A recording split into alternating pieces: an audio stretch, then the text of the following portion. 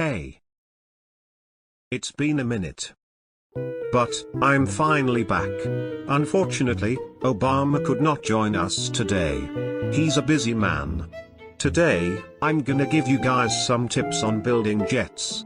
Considering they are one of the most popular build choices, I'm sure this video will be helpful to many people. This is also my personal field of expertise in plane crazy, if it wasn't obvious. I won't bleed your ears with this stupid TTS voice for this entire video, so let me change it to something more tolerable. That's much better. Before I continue, I must thank everyone for the support of my last video. Before that video was posted, I had 464 subscribers, and now I'm pushing 2,000. Truly incredible. Now, with that out of the way, let's get started. Before I hop in plane crazy, I will go over two things. First is terminology. It will make it easier for you to follow what I'm saying in the video. The main body of the plane is the fuselage. This is the nose, and this is the canopy. The canopy is often incorrectly referred to as the cockpit. The cockpit is the interior of the canopy with the flight controls. These are intakes, also known as inlets. On the wings, you have your ailerons. You use these to roll. These are horizontal stabilizers, usually referred to as elevators in game, even though this is technically a stabilator. They are used for pitch. These are the vertical stabilizers, which are usually referred to as rudders for short. Keep in mind that the rudder is technically only the moving part used for yaw. Secondly, I have made this tier list based on difficulty. If you are new to building jets, I would recommend to stick around for this.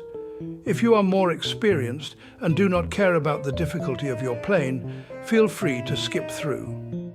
In the very easy tier, we have the MiG-25, MiG-31, and Su-25. These jets are the easiest because of their boxy shape and lack of angles. They should not require custom angles past the nose and canopy unless you decide to make custom engines or angle the rudders. When a newer player asks for a good first jet, I always answer with the MiG-25. In the easy tier, we start off with the A-10. This plane is quite boxy, but requires several more custom angles than its Russian counterpart, which is why it sits below them.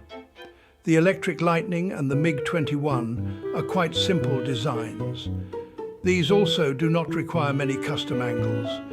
The F-4 is large and boxy, which makes it quite easy as well.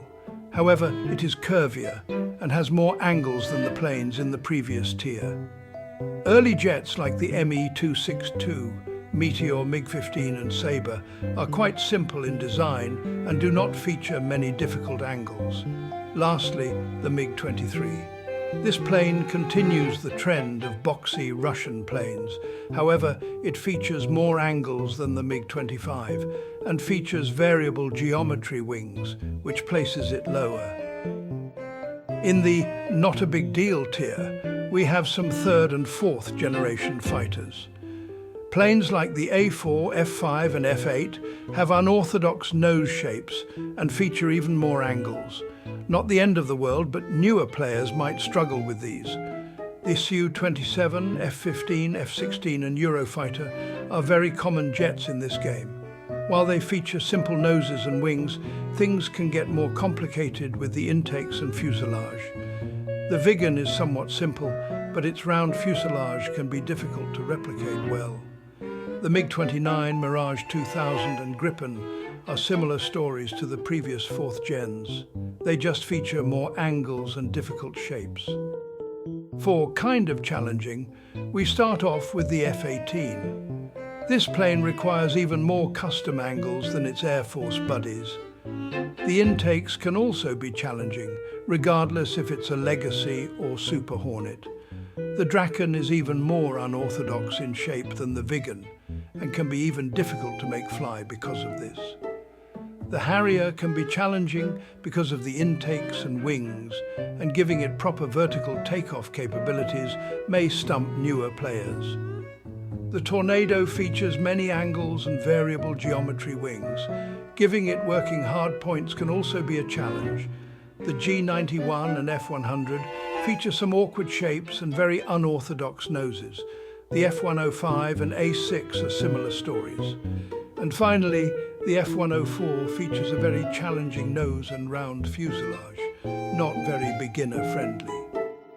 In the hard tier, we have the F111. This plane features variable geometry wings and many angles to replicate.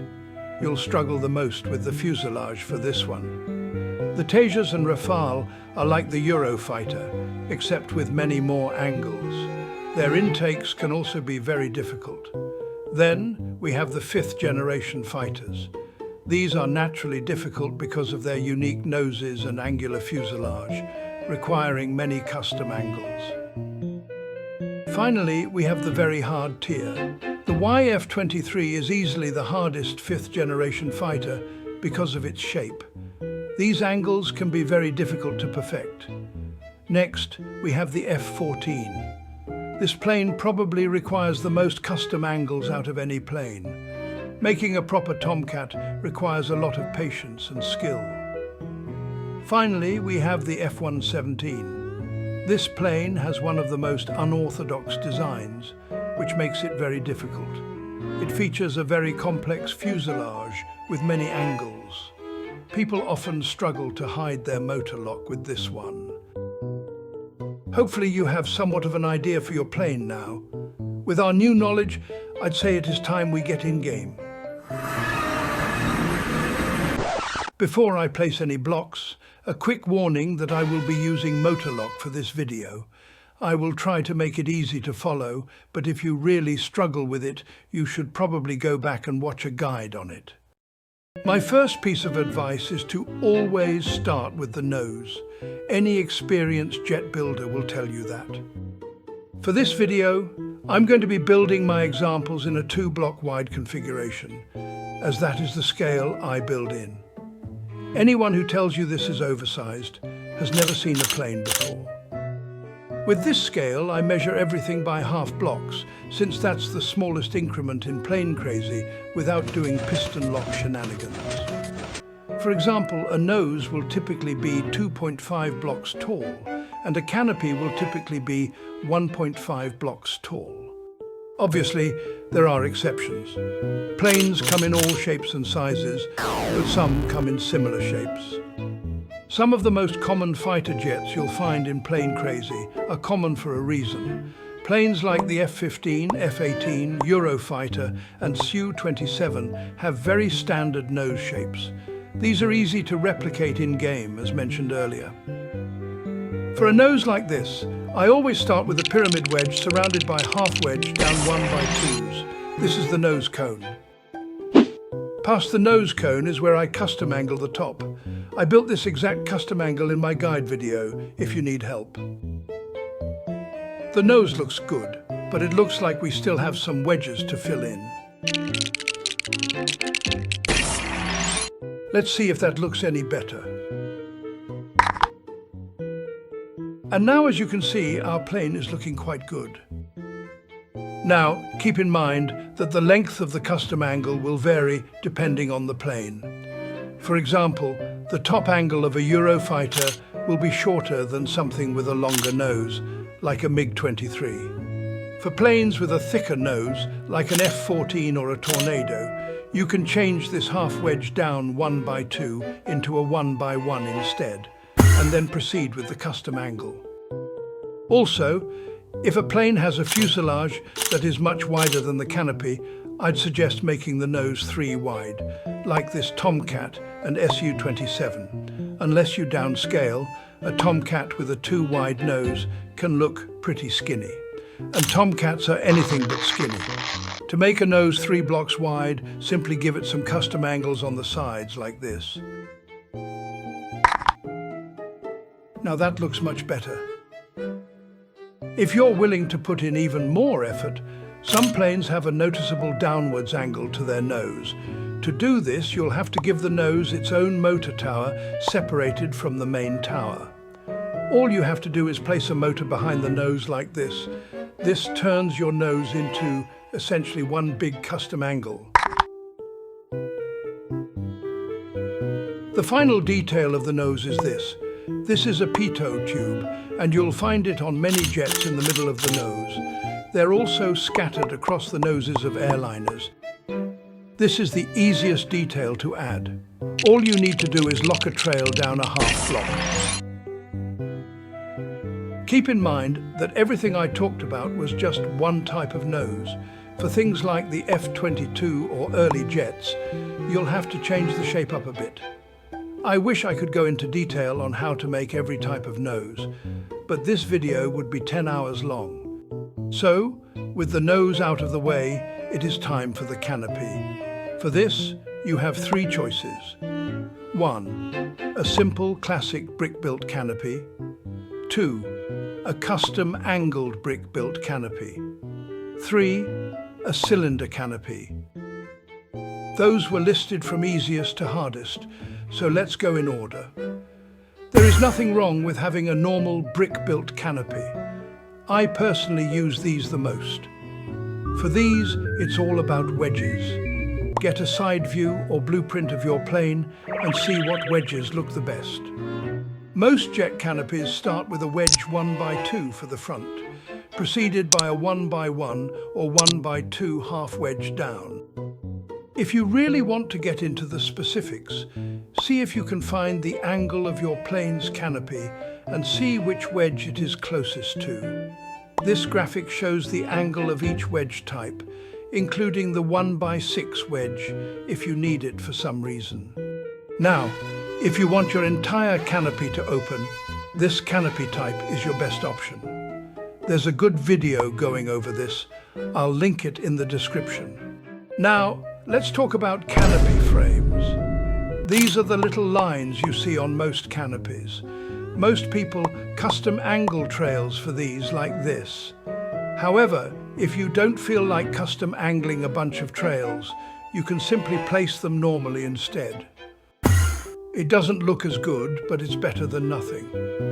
Also, if your fuselage is wide enough, you can use delta wings instead of trails.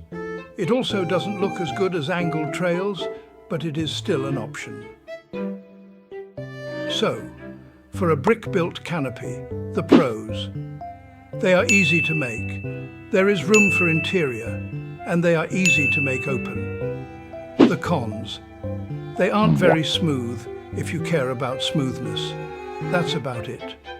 They're pretty inoffensive canopies, simple and practical. Now, for the second type, custom angled. This is basically a direct upgrade of the brick-built canopy in terms of looks. These are still made of wedges, but it's all smoothened out. Before I make these, I like to make an outline of a brick-built canopy as a reference, just to make sure it stays the correct height and length. For these canopies, the frames are the same story as before. You can custom angle them or not custom angle them. In this case, though, non-custom angled trails look a bit more jarring here. If you're willing to put in this much effort for the canopy itself, you might as well angle the trails at that point. So for the pros, they look great, and there's still room for interior. You can also exit these, but typically by a trap door. The cons. They're a lot more effort than brick built. Your frames will also look mediocre if you don't custom angle them too. Also, good luck making the entire thing open. These canopies are for show, so if you're looking to improve the looks of your builds, this is a good choice. If you're looking for practicality, maybe stick with the brick-built canopy.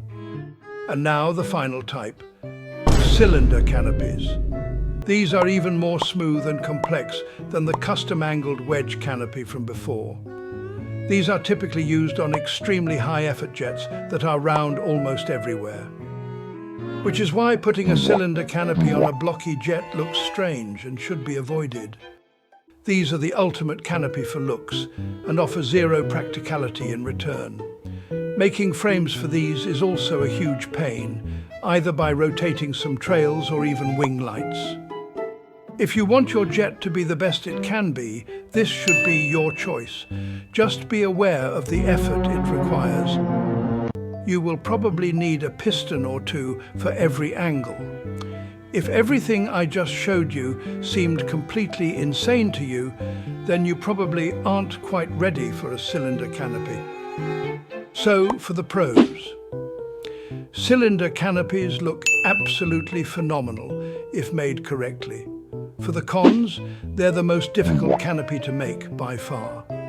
The frames are also a pain to make, and there's also zero means of exit. Once you press your spacebar, you are never getting back in that plane. Also, you won't be able to detail your interior with text, as the glass will make it invisible. That may look like a lot of cons, but the single pro is quite massive. If you want a canopy that good, you must put in the effort.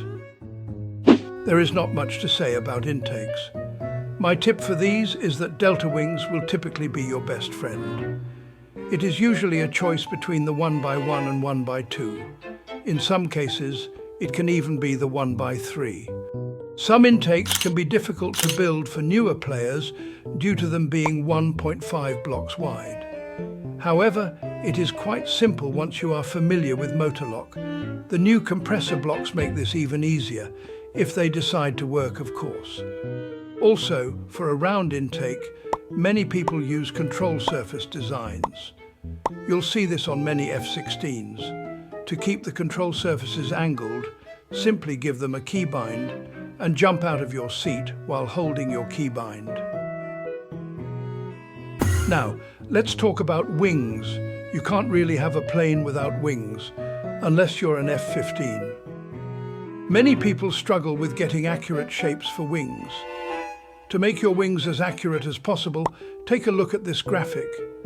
This is the leading edge angle of every delta wing. Now, Google the wing sweep angle of your plane and see which delta is closest. For example, the F-15 has a wing sweep angle of 45 degrees.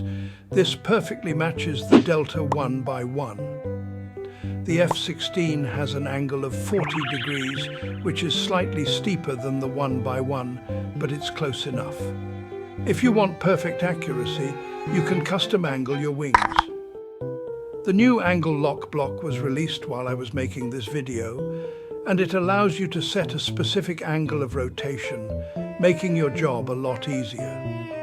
Keep in mind that wings made entirely out of wing panels will slow down your plane considerably.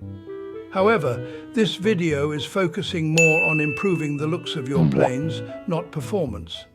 My guide video has a section about improving jet performance, if that is what you are looking for. If you've made it this far though, I would assume you are not. Also, if you want your plane to have vapors, simply put some trails in the wings with these settings and color them white. Moving further back, we have the elevators. My advice for these is to always use a motor 2 to allow the entire surface to move. Unless it doesn't do that in real life, of course. This will allow for more maneuverability and it generally looks better. In most cases, you'll need to use pistons or compressors to slightly push them outwards, so they aren't scraping the sides of your fuselage. Now, let's talk about engines. While the default engines can look decent, a custom engine design is necessary if you want your plane to be the best it can be. Twin-engine planes typically have engines that are 2 blocks in diameter, while single-engine planes typically have 3-block wide engines. This design is a common 2-block wide engine. It utilizes the control surface trick I mentioned earlier.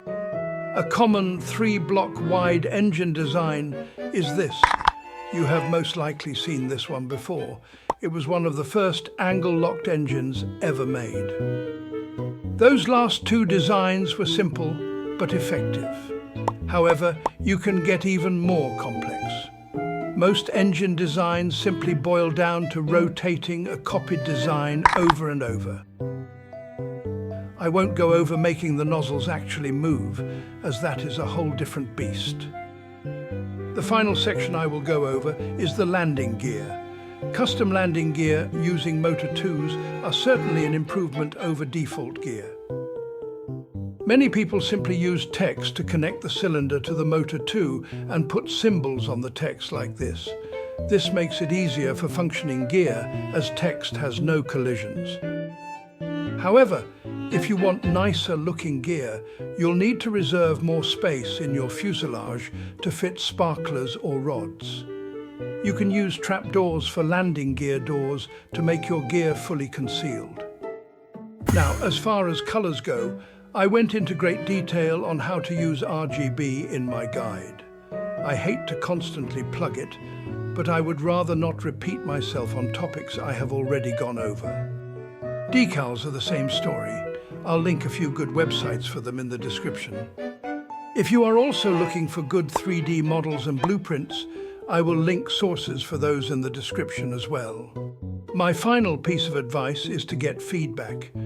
Having a second opinion from someone can help a lot, especially if they know what they are doing. That is why this video is sponsored by Lancelot, a new Discord server created by my friends. It is full of the best builders this game offers, and they are all there to help you improve your builds. I obviously cannot answer your questions because this is a YouTube video. While I can respond to comments, you will find getting live feedback from an expert is much more helpful. Just make sure you are over the age of 13 if you join, or you can be subject to a ban. If you struggle with my tutorials, this would be a good place to go, as someone can help you fix it. It is also a good place for general feedback, of course.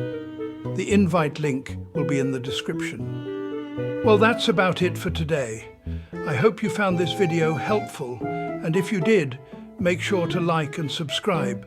Make sure to check the description, as I have dumped a lot of my resources there. Apologies again for the wait between videos. That should be improving soon. I hope to get a new video out by next week, but no promises. Until then, I will see you all later.